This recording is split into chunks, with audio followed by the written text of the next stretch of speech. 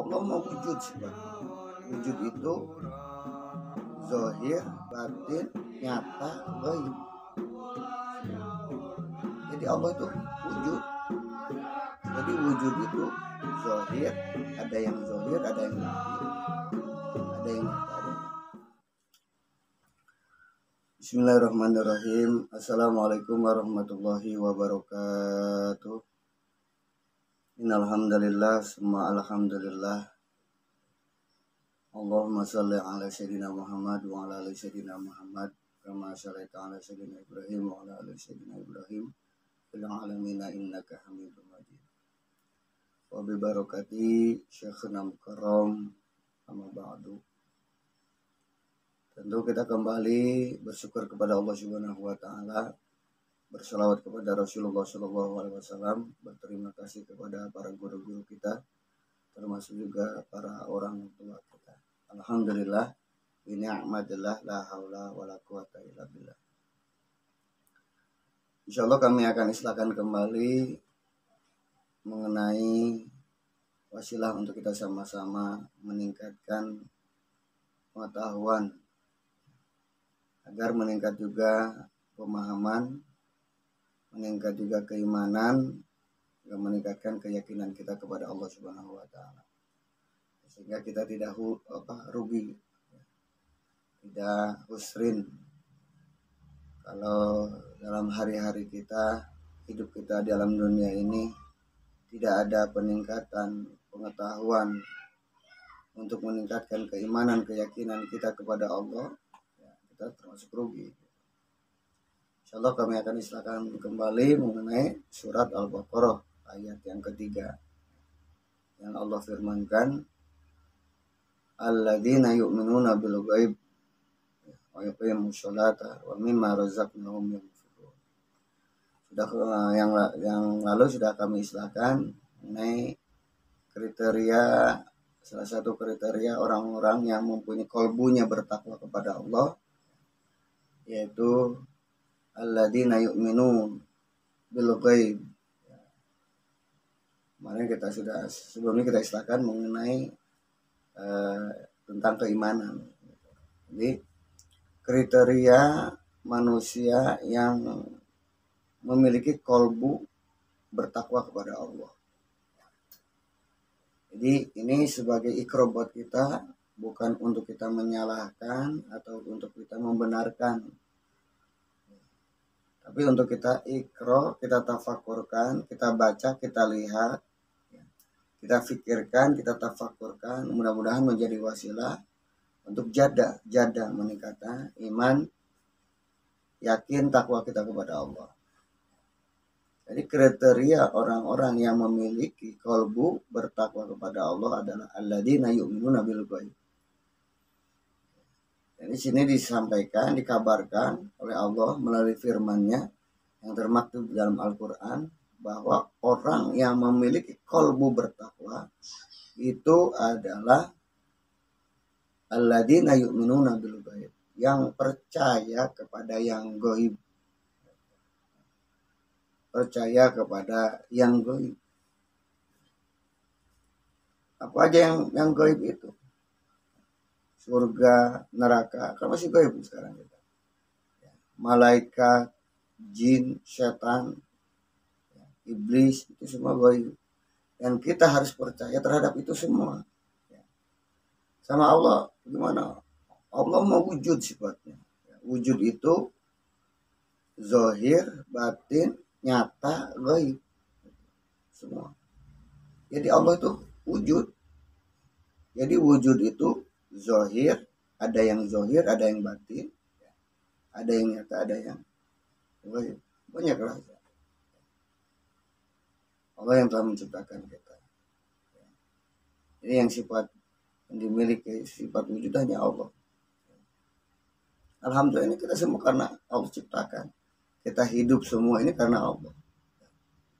Bukan karena siapa-siapa. Allah yang menciptakan, Allah yang menghidupkan, Allah yang menzahirkan, Allah yang meniupkan ruh kepada kita sehingga kita hidup. Nah, makanya kita harus beriman kepada yang gaib. Kalau kita mau emang termaktub dalam kriteria orang-orang yang memiliki kolbu bertakwa. Kolbu ya, kolbu bertakwa. Percaya sama apa? Sama surga dan neraka. Kita harus percaya. Makanya kalau kita percaya sama, mau percaya surga sama neraka, harus dipersiapkan dari sekarang. Ya. Amaliah kita, ya, ibadah kita. Karena nanti kita akan ditempatkan kalau nggak di surga, di neraka. Silakan pilih. Mau di surga atau neraka. Kita harus percaya. Kalau kita percaya, meyakini, ya kita harus dipersiapkan dari sekarang. Amaliah kita, ya, ibadah kita, perbuatan kita. Yang sampai kita ditempatkan di neraka. Walaupun kita tujuannya bukan surga, ya, bukan takut neraka, tapi tujuan kita bagaimana ilahi anta maksudi waridoka matlubi antini mahabbataka wa ma'rifataka. Tujuan kita bagaimana supaya dapat ridho Allah Subhanahu wa taala. Ya. Kalau Allah sudah ridho, ya insya Allah, ya, pasti Allah akan menempatkan kita di tempat yang terbaik gitu. Makanya kita harus percaya, beriman kepada yang gaib, salah satunya surga dan neraka. Harus percaya itu. Buktinya mana? Ya harus beramal kita dari sekarang. Gitu. Nggak nunggu nanti kita tua, nggak nunggu nanti kita masuk alam kubur. Ya masuk alam kubur sudah dihisab. Tua mah kita tinggal capeknya, tinggal lelahnya. Selama kita ada kesempatan manfaat hidup dalam dunia ini dari sekarang, pokoknya kita beramal.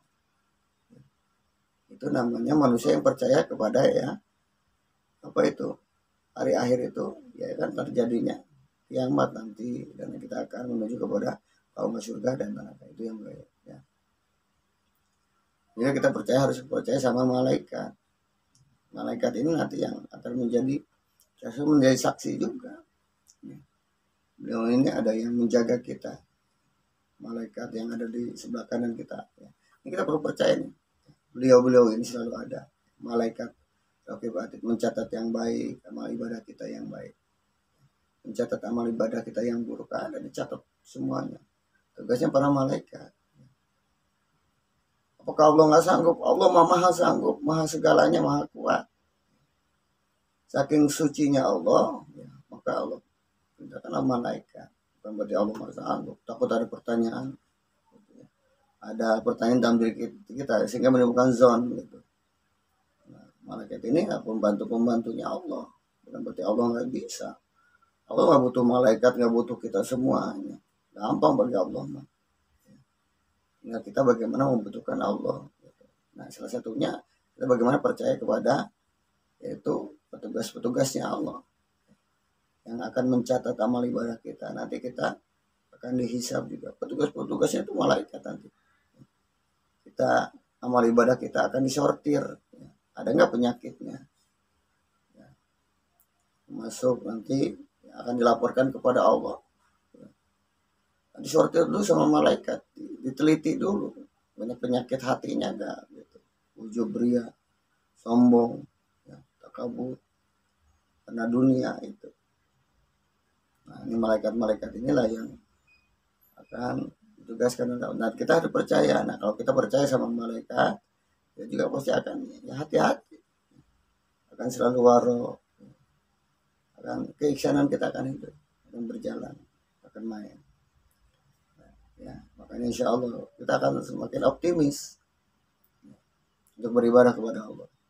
Dan kita juga harus percaya kepada iblis, setan. Karena emang itu menjadi ya bala imtihan, ujian buat kita. Orang beriman itu akan diuji. Sampai di mana keimanannya? Bohong kalau orang beriman nggak diuji. Akan diuji. Sabar nggak dia? Kuatkah untuk menjaga imannya? Gitu. Jadi iman itu laksana apa ya? Seperti bola. Iman itu seperti bola ibaratkan.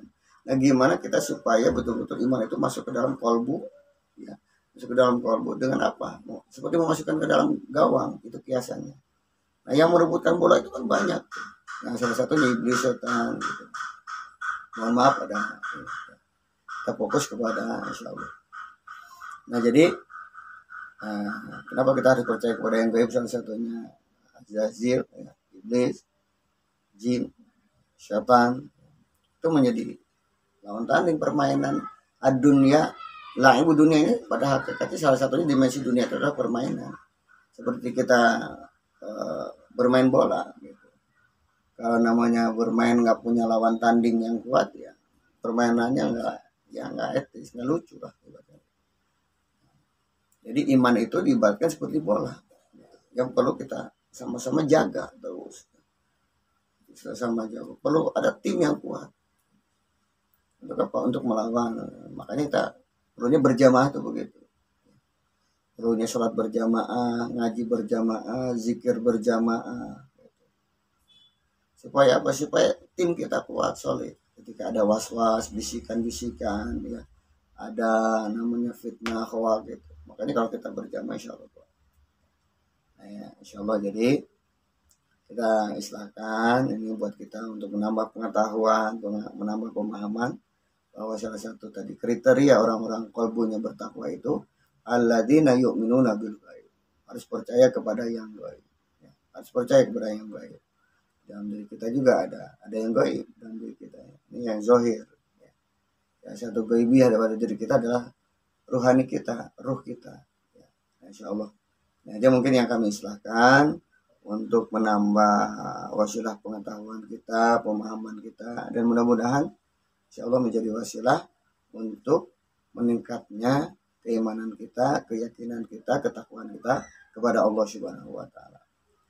Lagi mohon maaf lahir dan batin, kehilapan, kesalahan, ucapan, perbuatan, tingkah laku. Kami juga manusia yang tidak luput dari yang namanya lupa, hilaf, salah, dosa. Mohon pintu maaf, pintu ridho yang seluas-luasnya. Minal aizin wal faizin, mohon maaf lahir dan batin.